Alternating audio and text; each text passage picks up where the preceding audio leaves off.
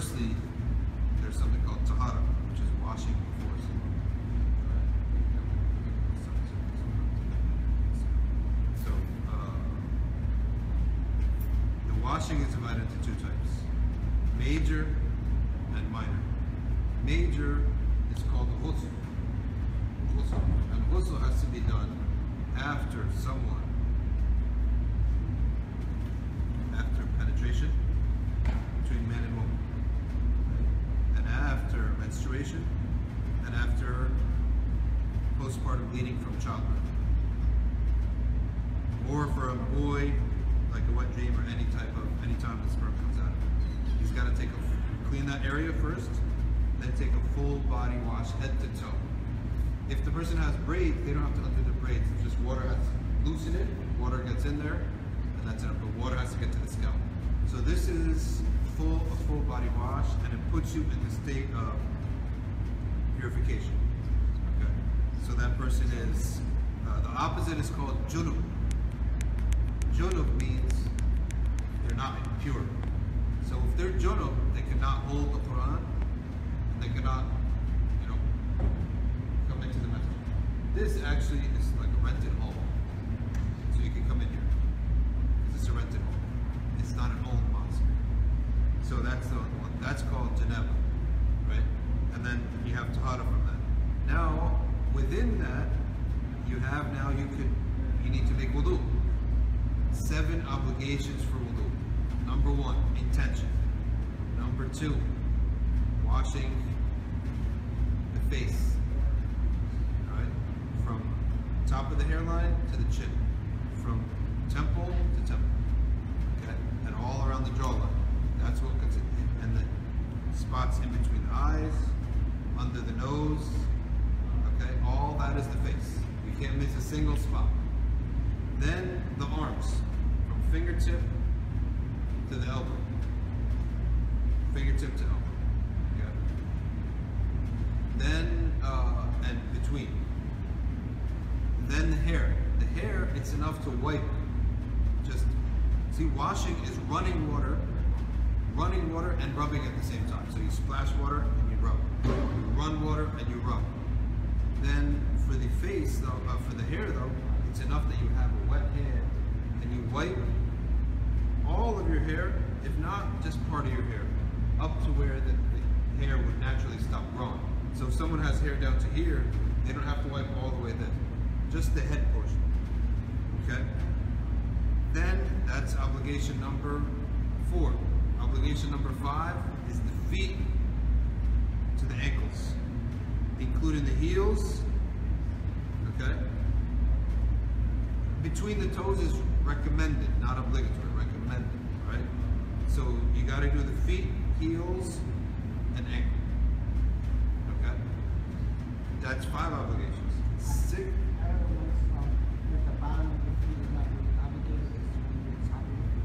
No, that's if you're wiping on a leather side. If you're wiping on a hoof, then you don't have to do the bottom, you just do the top. But for when you wash the foot, and we should do a demonstration, a live demonstration. I'm going to do a live demonstration. 6th thing is rubbing. You got to make sure you're rubbing. And not enough just to put your foot under the running water. You just got to be rubbing. And then the 7th obligation is continuity. So let's say there's an interruption. If I'm halfway through wudu and then I get interrupted, if I get dry, I gotta start over. So the measure of an interruption is getting dry in a regular climate. Obviously, if you're in an area that's too hot, right, then you just use your brain and realize how much I've been too long, I broke it up. So continuity is a big. So you can't do my face and then, oh shoot, something happened, right? Or I'm in the public restroom, I did my face, my arms, my head, then someone came in, right? Then I stepped out, and then 5 minutes later I came to do the feet. No, it's broken. So continuity is obligatory. So what are some sunnahs, some extra things that you see the Muslims doing that the Prophet used to do? Begin by cleaning the hands. It doesn't make any sense to wash your face if your hands are dirty, right? So you begin by cleaning your hands. You of course begin by saying Bismillah as long as you're not in the toilet room. If the wudu is in the same room as the toilet, say Bismillah in your heart. Or before you enter the bathroom. Then you do your hands. Then your mouth 3 times. Mix the water up, spit it out. Okay? Then your nose. A little bit of water in your nose, then out. Clean your nose out. Okay? Then your ears. After you do your head, your ears. Okay? And then between the toes of the feet. And then to do everything 3 times is recommended. Obligatory is just once. You do it once, it's fine. Recommended to do it 3 times. Now, if you don't have water, there's a special case which is called tayammum, which is a good question. Let's say the water's cut off from the house, or I'm driving somewhere and I'm on the highway or whatever, I don't have any water. So you do something called dry wudu or tayammum. You take something natural from Allah's creation, untouched by the human being. Dirt, anything untouched, best be dirt, right? It could be a rock. As long as a human being has not like made it into a brick or a piece of wood, untouched meaning that the human being hasn't like manufactured it. It's just natural. Untouched does not mean that you have to make sure that no human touched it. That's not what we mean by untouched. We mean by that like it's natural. It's left as is.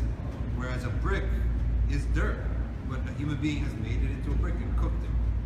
So we're not talking about that. We're talking about a tree, a rock, soil, and anytime you're outdoors, most times when you need to make tayammum, you're outdoors anyway, right? So you go get some dirt, grass or whatever. No. Document this. Document that. Okay? The best question in Islamic history right there. Okay? Look, you tap twice, and then you clean your hands. Tap twice on the dirt or the rock, and you clean your face. So this is completely symbolic, dry wudu. That's it. Hands and face. Nothing else. Because there was a brother one time. This is why you don't learn your Islam from trying to read it on your own. You might misunderstand. There was a brother who did something what you said, right? But he needed to make a ghusl, a full shower. And he didn't have water. So he went out into his lawn and rolled around in the dirt. Okay? This is why you gotta learn from a human that's alive today, so he can teach you. Okay? So that you don't have any misunderstandings. So this is ghusl. Now what causes you to need to make wudu? Very simple rule. Anything that comes out of the front or the back. Or fainting or heavy sleep. Simple rule. Anything that comes out of the front or the back, or fainting or heavy sleep, and add to that too much bleeding. Like if you bleed too much, a little bit of a scab does not cause you to make wudu. But if the blood is more than it's flowing now, and it's a serious sickness or problem, you redo your wudu. Okay. Now you gotta go to work.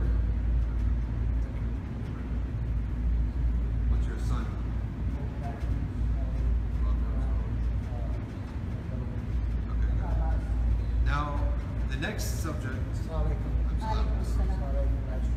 is about the wudu. Right? About the wudu. Are we too far from the camera? Do you think they can hear? Yes. Now, when it comes to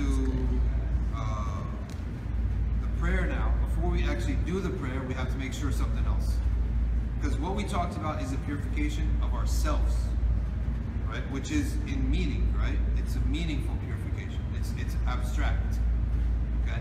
Because a person could be covered with mud from head to toe, but he's on wudu, right? So now we need to talk about what is the dirtiness that is unacceptable for prayer. The physical dirtiness. The physical dirtiness that is unaccepted in the sight of Allah for us to make prayer is that if urine, feces, or a lot of blood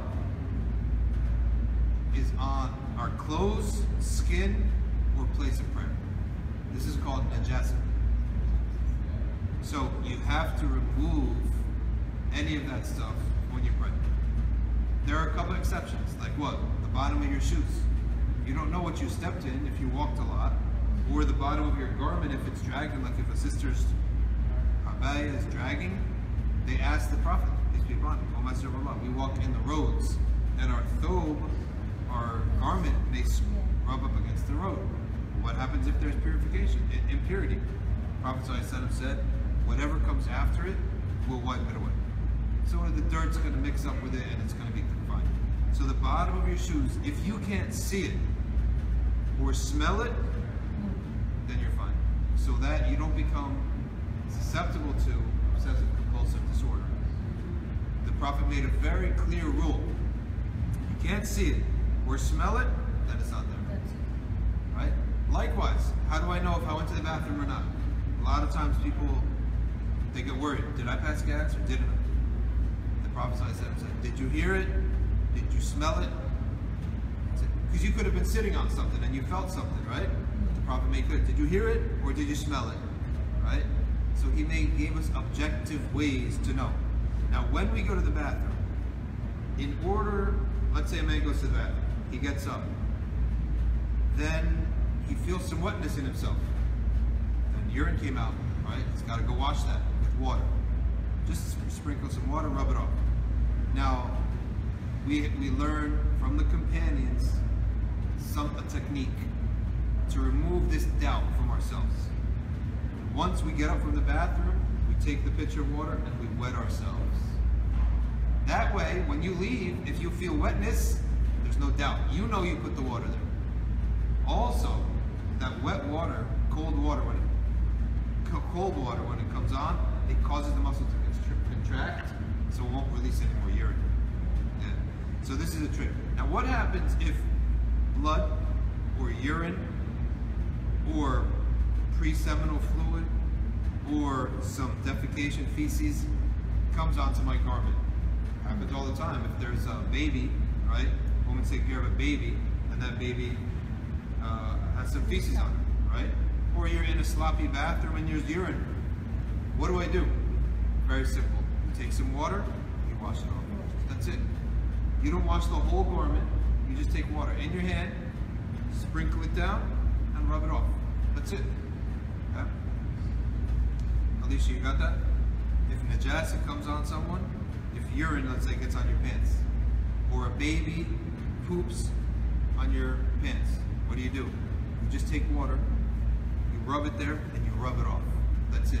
You don't take the whole garment off, you don't go make wudu, no. Likewise, a baby or whatever reason, urine or a lot of blood came upon the carpet, we would just take a cup of water, push it, scrub it off, clean it off, that's it. Right? A man came to the Prophet, peace be upon him, who was from the nomad, Bedouin. Now this man, he didn't know the civilized ways that you go to the bathroom somewhere else. He goes to the bathroom wherever he wants because he's living like a nomad, a Bedouin. Like there's no buildings where he lives. Wherever he wants to go to the bathroom, he goes to the bathroom.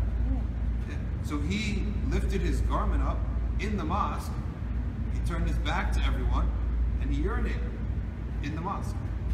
So all the companions stood up and shouted. The Prophet, peace be upon him, said, leave him, because it's harmful to disrupt someone while he's urinating. So he said, leave him.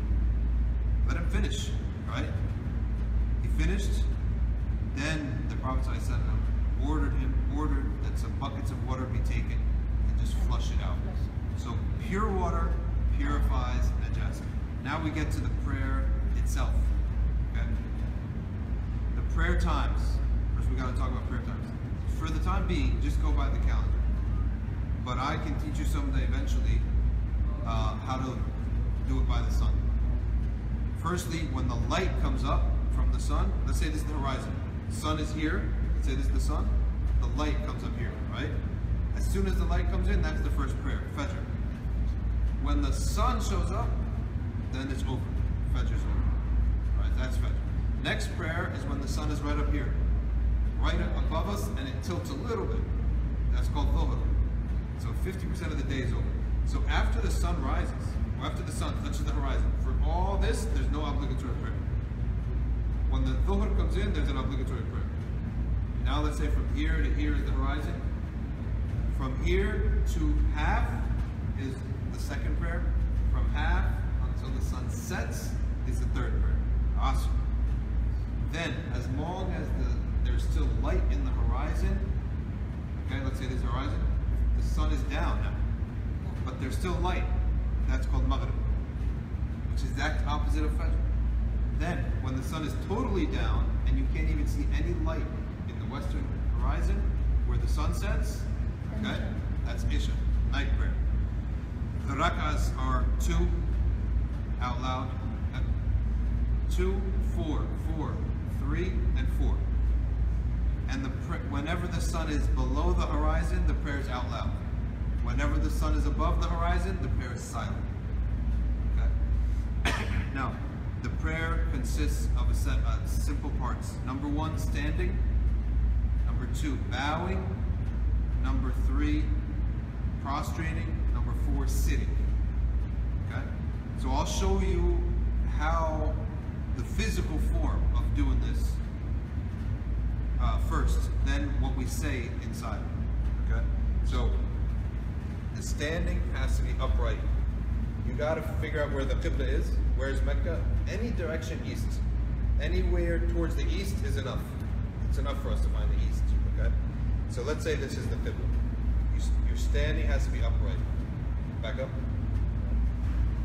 All right. Your standing has to be upright. Okay. All right. And then put your hands on your navel. All right. A little bit above, a little bit below. Okay. All that. The hands is not the issue. The issue is that your body is straight. Looking straight or looking down. Oh, there's your friend.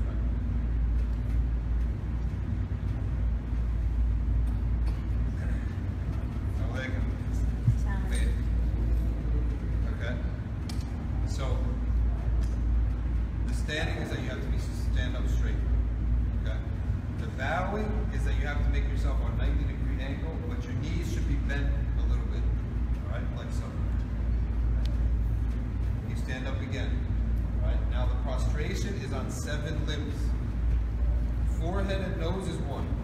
Palms 2 and 3. 4 and 5.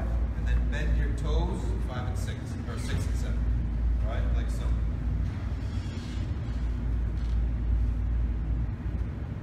All right. You notice my toes are bent. Okay.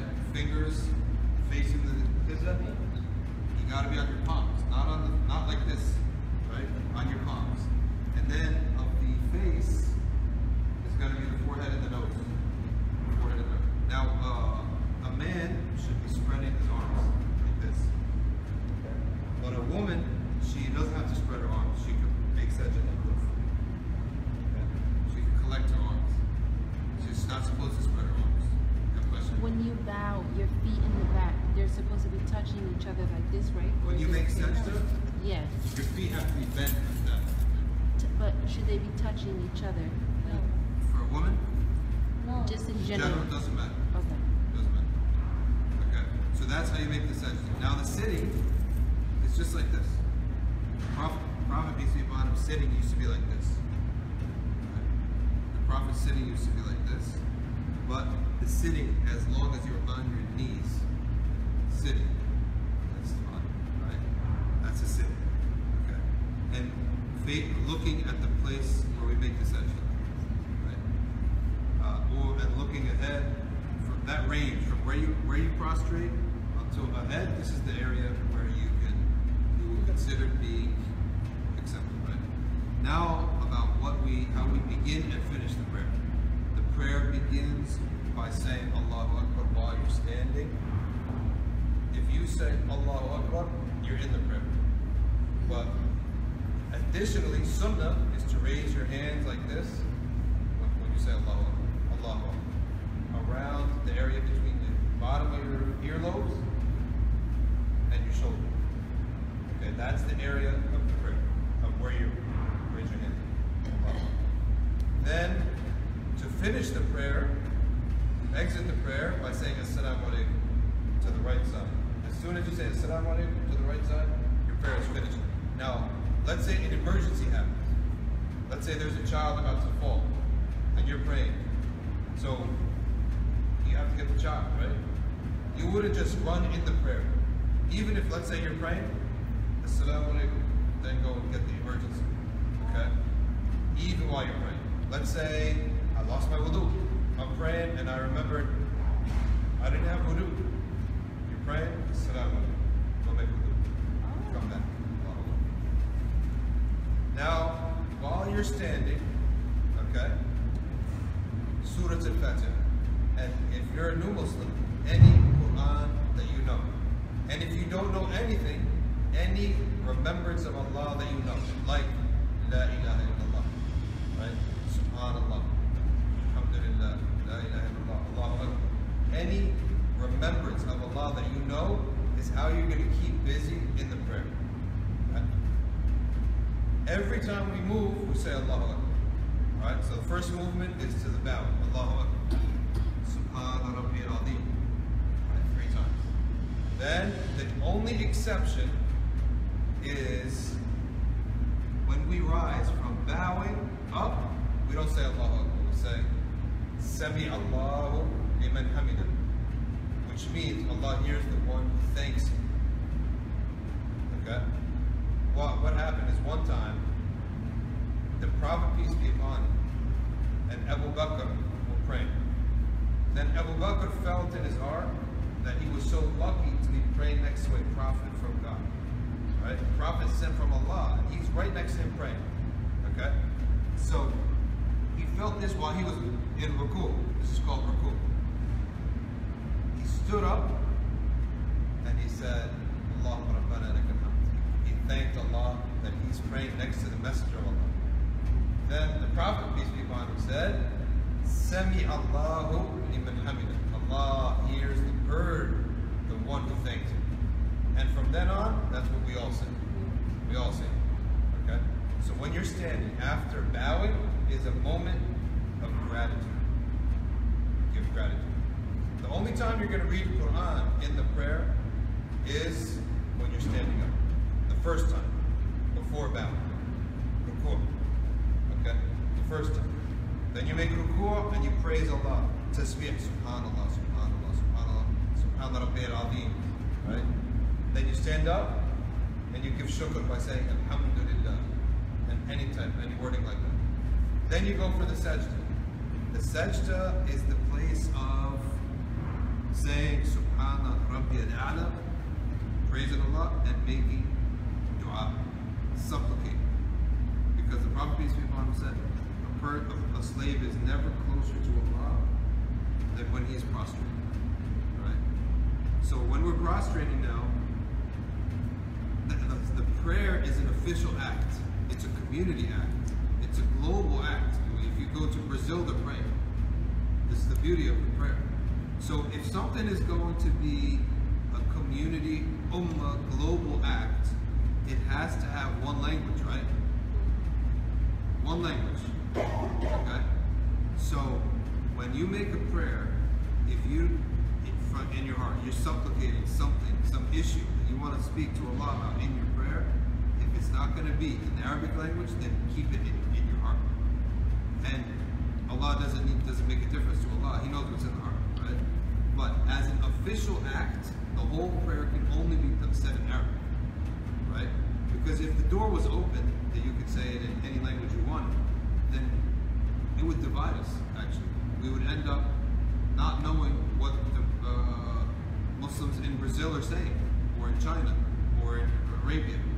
But if it's in one language and forces everyone just to learn that one language, right, then it's difficult in the beginning, but at least it renders you, if you go to Wyoming right now, or you go to Argentina, or Paris, all the Muslims are praying the same prayer, right, same language. So you keep that dua in your heart. Now, the prostration, which is called sujood, is always 2. Sajda, sitting again, and sajda again. Prostration is never 1. It's always a set of 2. Okay. instead of 2. Okay? The condition is that you attain stillness at every moment. So, this is what you don't want to do. You don't want to be in a continuous motion. You got to be still at every motion. So one time the Prophet, peace be upon him, was in the masjid with the Sahaba, with the companions, and they saw a man praying. And he was praying like this.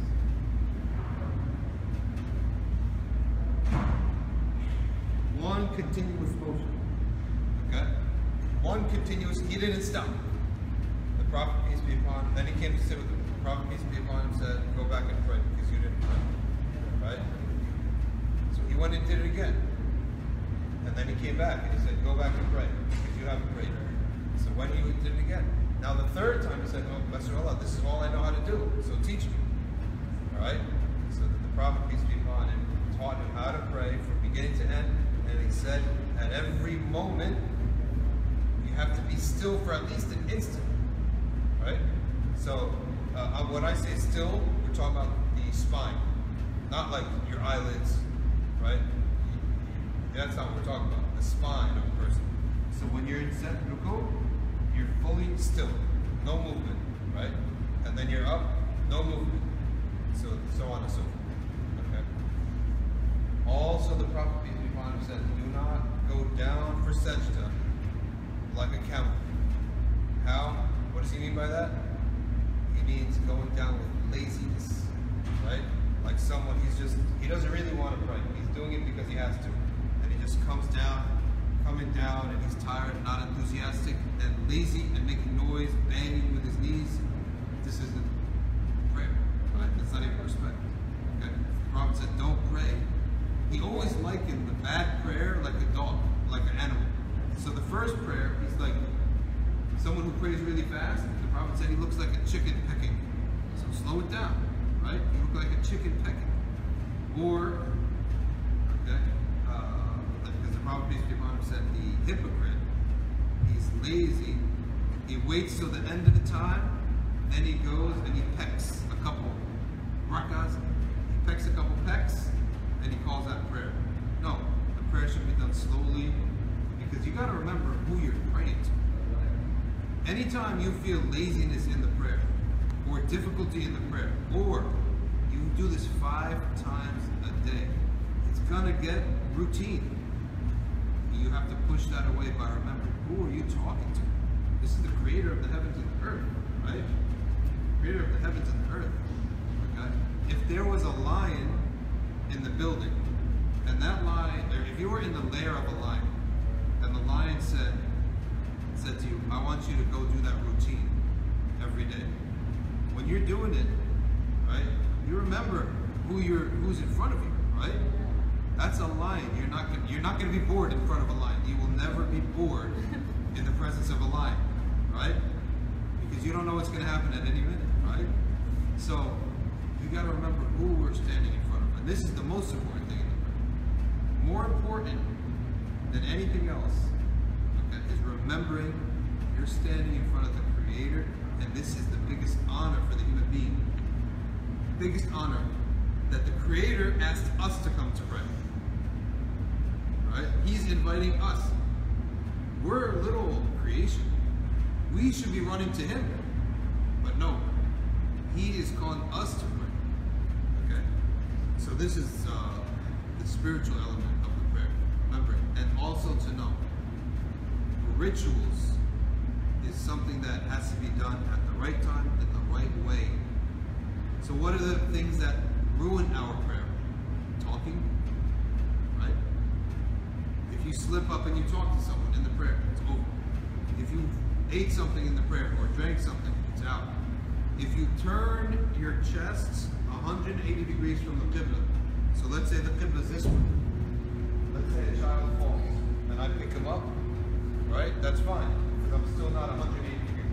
But if I turn my full back, now my back is facing the Qibla, the prayer is out. Finished.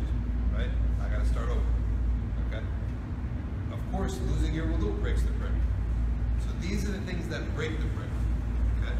So, as for the wording in the prayer, we'll have to write that out for you. But in the meantime, a brand new Muslim, he will say any dhikr that he knows. Like, La ilaha illallah Muhammad Rasulullah. Okay? And most of all, visualize, realize I'm standing in front of the Creator. And if you're praying with the group, okay, you just listen to the Imam. And you don't know what he's saying, right? But you know that that's the word of the Creator. That should be enough. Even if it was, not even every Arab doesn't even know every word of the Quran, what it means, unless he studied it, right? There's a lot of words that are difficult. And a lot of verses that you might know the words, but the meaning you don't know, right? So how do we content ourselves? We make ourselves content by knowing, even if I don't understand, this is the word of the Creator. A baby doesn't understand any language, but they know that's the voice of my mom, right? And he gets calm, right? So this is a thing, and now you can spend a period of time now learning the words. And the best way to learn the words, okay, is that I'm going to record them for you. Inshallah, I'm going to record the words. Then you just keep listening over and over. Keep listening to the words. Just keep listening to it. If your ear picks up a sound, then your tongue will be able to make it. So listening is the first step. Then try to use your tongue to make it. And inshallah, in September, when our classes start up, that's when your recitation, we can have someone test it and make sure that it's being pronounced properly. Right? Some people, they have an attitude that God is so great and so big and we're so tiny that little details don't matter. Right? Now we say to this person, what have you determined is a detail? The Creator will tell us what the detail is. Right? You don't tell us what details are. That's for the Creator to decide. So let's say the prayer comes in at 5 o'clock. We cannot pray at 4:59. Someone may say, what's the big deal? It's 1 minute, I gotta go. Right? We tell them no. Right? We tell them no. The Creator decides what's a detail and what's not you. Okay? Like in fasting, if he calls the adhan for Fajr, you're not going to go get another cup of water and just say, well, it's 2 seconds. Yeah, in your mind, it's 2 seconds. But you don't realize that these details exist to keep the community in order. Because if you said, oh, it's 2 seconds, and the next person says, oh, okay, 3 seconds, and the next person says 4 seconds, then the whole thing is chaos. The details are there to keep the community in order. Because Islam is not supposed to be practiced by yourself. When you become a Muslim, the first thing you need, Muslim friends. Without Muslim friends, the Prophet said, you're like a sheep. A wolf will come and take you. Muslim friends is the most important thing. And after that, the friends, what are they doing? Okay, so they're Muslims. Are they seeking knowledge? That's the first question to ask. Do they respect knowledge? If they don't respect knowledge, then they're Muslim, but they're not going to benefit you. There are a lot of Muslims that won't benefit you. They just like to talk about fashion, all that stuff. You can do that stuff as long as you are sober. Your life is revolving around knowledge. Knowledge is mentioned in the Quran over 800 times. Learning. Shaitan tricks people not because they're bad, but because they don't know. Ignorant, right? So knowledge is the key. All right, any questions? I want to ask you, when Imam was reading, and suppose I'll be standing, I know he was reading the Surah Al-Fatiha, so we have to recite. If the Imam is silent, then you recite. If the Imam is out loud, do not recite. Listen. If the Imam is silent, then you recite. Now, when we recite, we're going to recite two ways, silently or out loud. So what is the meaning of silently? Silently means your tongue is moving, but no voice. Your tongue has to be moving, so you might hear a little bit, but no voice. What is the meaning of out loud? Out loud means that the person next to me can hear it. Out loud doesn't have to be that someone far away can hear it. No, just the person next to you. So let's say you're reciting out loud. I don't have to hear it, but Dion has to hear it, right? That's what out loud means. And silent doesn't mean, silent means with the tongue and the lips, but not the voice. And then in the heart means with no tongue at all. No movement at all. That's what we said. You're going to make sujood, right?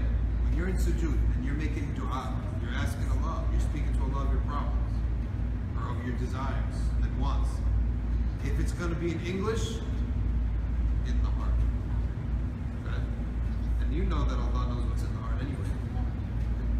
So, and you know the reason now that it's in Arabic, because it's the whole worldwide prayer. You need one language or else it's chaos. Okay? So, these are some of the things.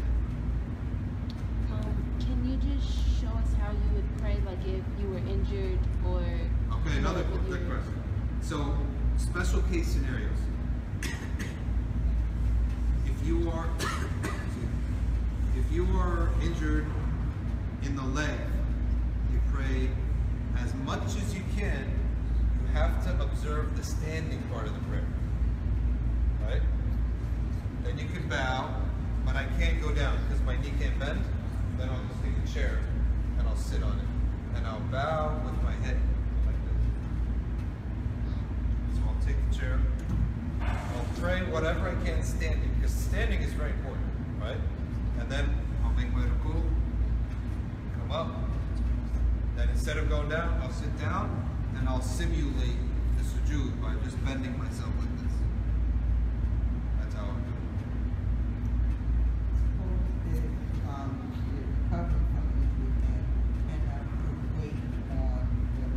Then you pray sitting down. If you can't even stand up, then you pray sitting down. Allahu Akbar. Okay. Keep your feet down like this. And then ruku a little bit, then up, then ruku even more. A sujood, you go down even more. Like, let's say you're in a situation where you're on a bus or an airplane for a long journey, and the prayer's you're gonna miss the prayer. What do? You're gonna have to pray sitting down. Allahu Akbar. Right? And then that's how you pray. So you pray. This is your standing position. This is your ruku' position. Okay? And this is your sujood position. That's how you do it. So you just stand as much, like you can stand moderately, like this. So you just stand as much as you can, and then when it's not able. Yes. The most important thing is the standing for the first part. Is let's say you're 50-50, like I can sort of stand. Then stand for Fatiha. Surah al-Fatiha is the most important part of the prayer. So let's say I'm sort of hurt, but I can stand a little bit, right? So I'll stand for Surah al-Fatiha. As soon as I say Surah al-Fatiha, then I'll sit down for the rest of the prayer. Now, I'm talking about obligatory prayers. For recommended prayers, you don't have to have an excuse to sit down. For recommended prayers, anything, or the sunnah prayers, any prayer outside the obligatory prayer, you can sit down.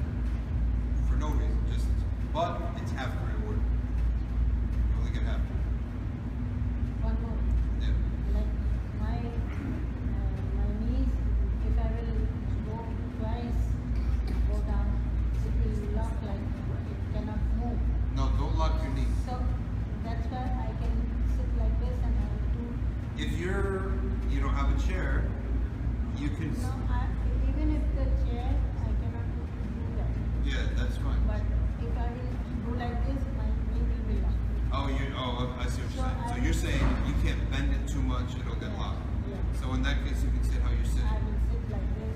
Yeah. And I will do Or you can sit like this. Do like and this. feet out. and then I will do the sujood like this. That's fine. That's the thing I will do. Yeah, that's fine. Because I asked somebody, they said if you are in travel, even for one prayer, I will stand up, but once I will sit down, Yeah. I cannot stand. You have to, it's obligatory to stand for, if we're praying Asr, you have to stand for all the Fatihas.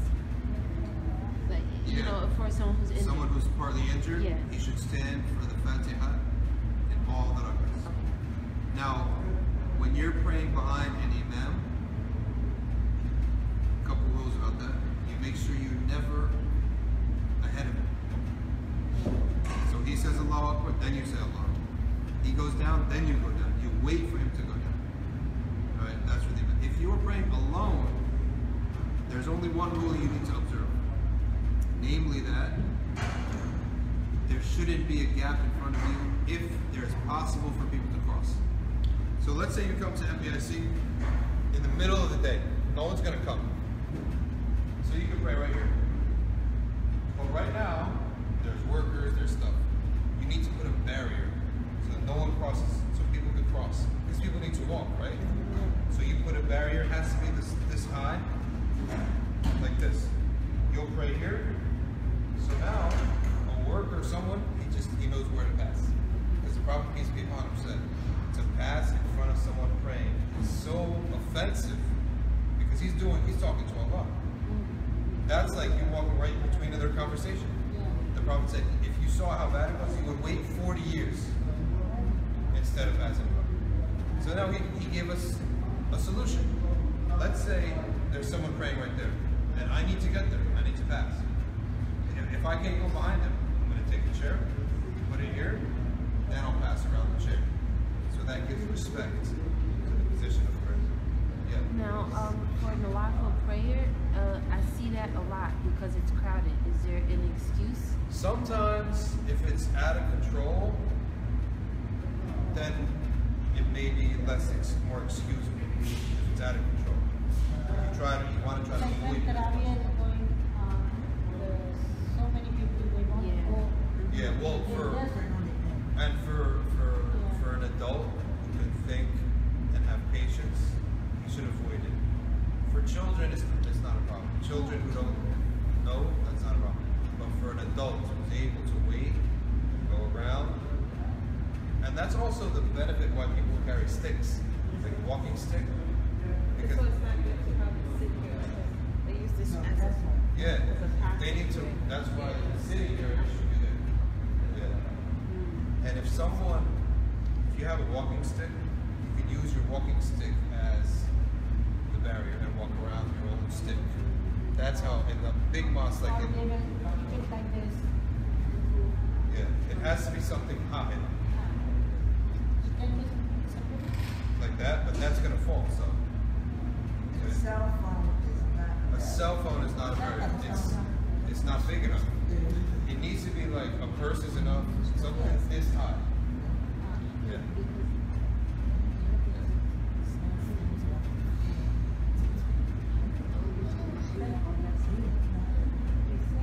All right. So, yeah. Oh, okay.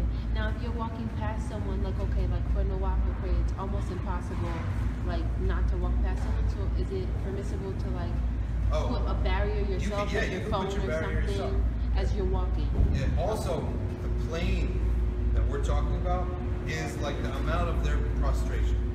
So let's say there's someone praying. Let's say where Sister Aziz is sitting, right? So let's say she got up and did prayer. Now, someone over there, that's plenty of space. Yeah. Like here is enough space. But if I need to be closer, I'm going to take something myself and I'm going to put it right there. Then I'll vary around, go around. Yes. What's that?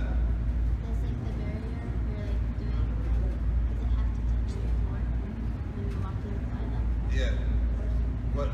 Give me an example. What would it touch the floor? Like if you're moving, if you're trying to get through and they're The praying. barrier should touch the floor. The barrier should touch the floor. So how do you pray now knowing that you don't know how to recite it totally? So what do you do? If you don't know how to recite, Or you don't even know the process, like you're still in the process, the total process. so you're not obligated to pray as a new Muslim. The first focus should be beliefs. After beliefs, you have a generous portion of time to learn the words of the prayer. And I think it's public. There is a video on Safina Society's YouTube channel in which I recited the whole prayer. out loud, and you can just watch that video.